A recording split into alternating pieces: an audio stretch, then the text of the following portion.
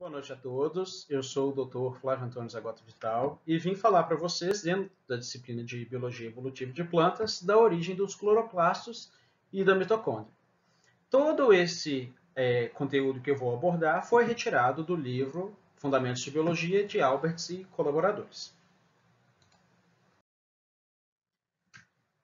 O primeiro aspecto que a gente precisa entender para falar de evolução de mitocôndria e cloroplasto é que a evolução deles surgiu a partir de bactérias que foram engolfadas por células eucariontes ancestrais.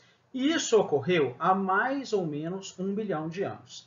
E quais são as características dessas estruturas que nos permitem comprovar essa proposta evolutiva?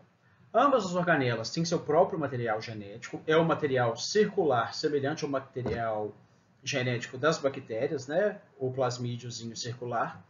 A capacidade de sintetizar o RNA, que é o material genético delas, bem como as proteínas das organelas que compõem a estrutura tanto do cloroplasto, tanto da mitocôndria. E a reprodução é por crescimento e fissão. Fissão nada mais é que uma partição, que é o que acontece com as bactérias. Eu trouxe aqui para vocês, né, um exemplo mostrando esse crescimento das mitocôndrias. E a partir de um certo momento elas têm a fissão, né, que é essa divisão no meio, onde a partir de uma mitocôndria vão gerar duas.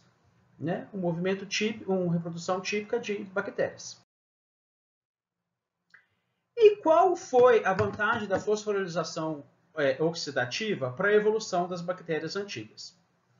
As primeiras células primitivas da Terra utilizavam ATP através de uma fermentação, principalmente através de reações anaeróbicas. Isso principalmente através de ácido lático e ácido fórmico.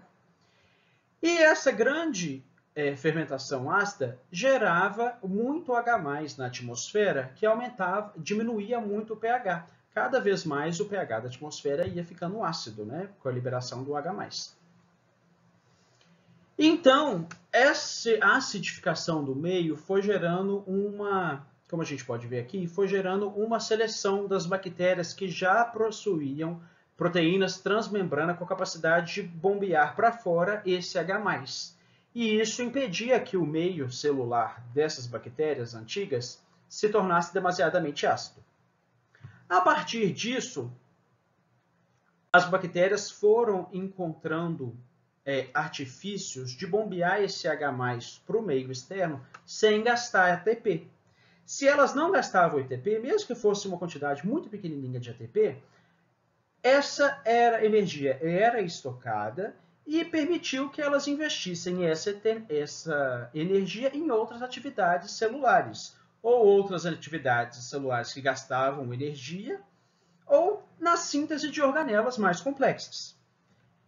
Então, esse movimento de elétrons através do potencial redox diferente de energia foi gerando uma produção de energia através desse fluxo na membrana plasmática desses organismos primitivos.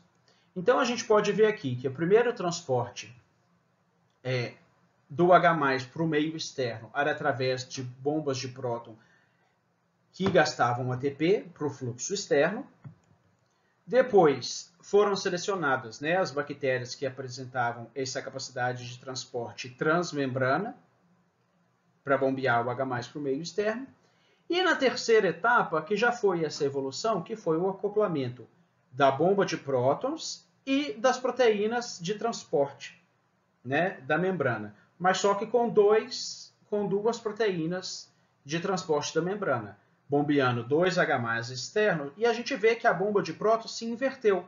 Ela ficou, em vez de externalizar o H+, ela internalizava e esse fluxo gerava uma produção de ATP, que foi uma grande vantagem evolutiva que esse processo permitiu.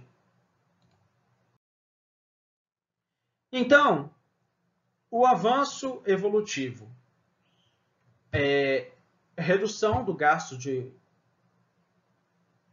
a redução do gasto energético, né, que existiu a produção da energia através da energia fotoquímica para produzir moléculas de NADPH.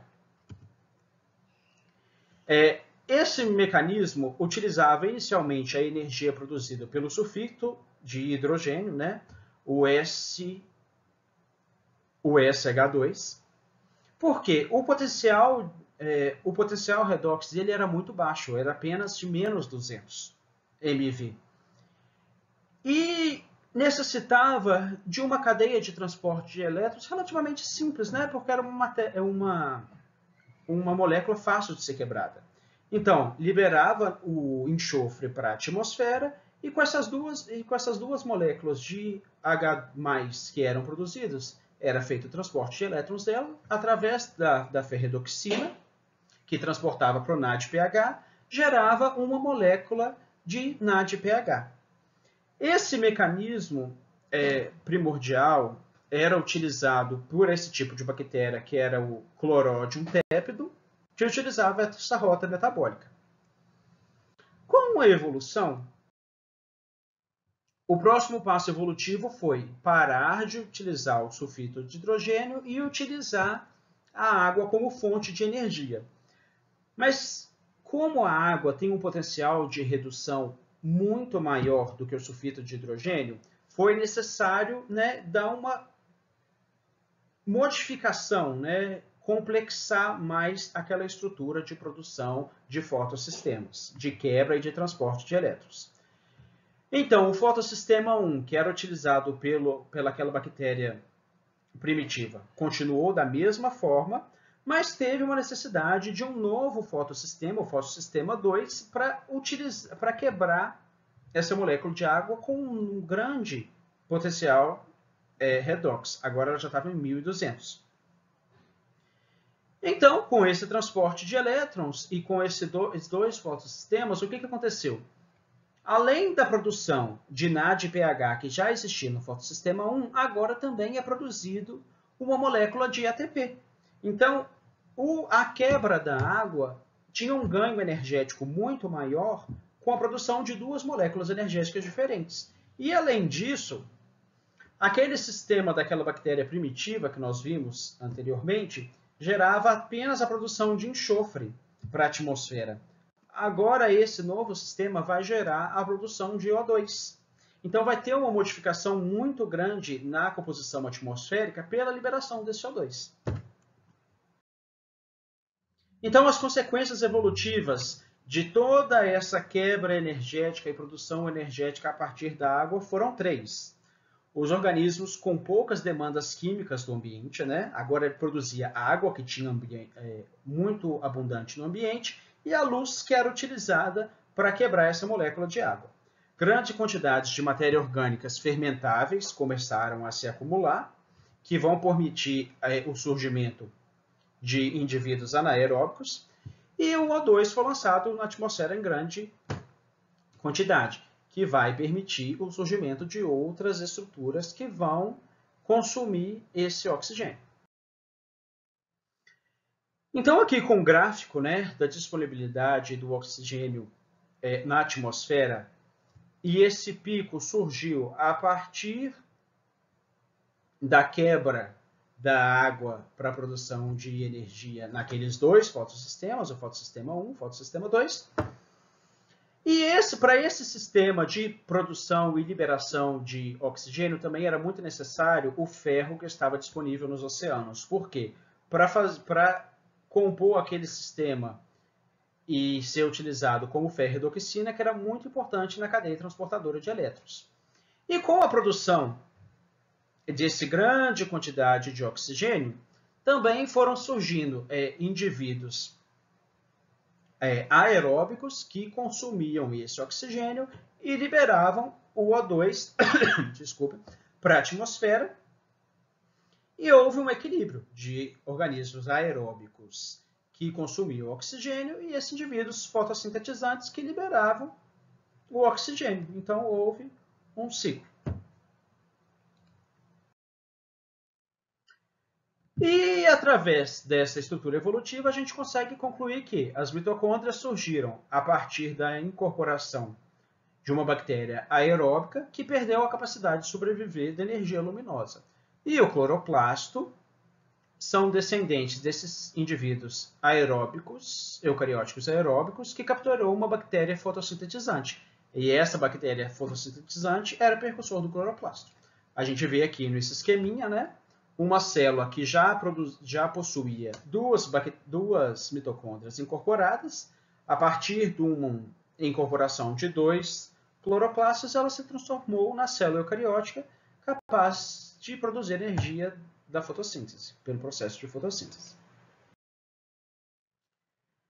E existe um organismo que ainda é vivo, muito primitivo, o Metanococcus, que pode nos explicar como era a dinâmica desse acoplamento quimiosmótico e de produção de energia numa atmosfera muito pobre em recursos.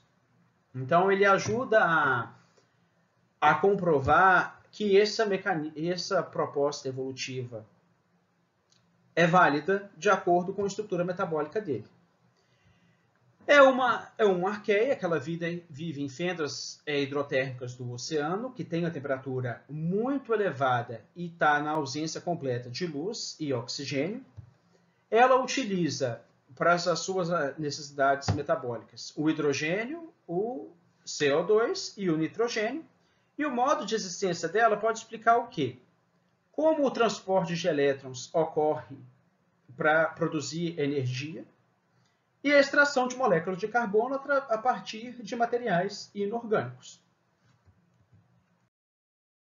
Então, o Metanococcus tem duas vias metabólicas muito importantes para o seu desenvolvimento, que é a redução do N2 à amônia pela adição de um hidrogênio, né? A gente vê que tem adição de hidrogênio nessa molécula de nitrogênio aqui, e esse mecanismo é utilizado para a produção de aminoácidos para essa estrutura do Metanococcus.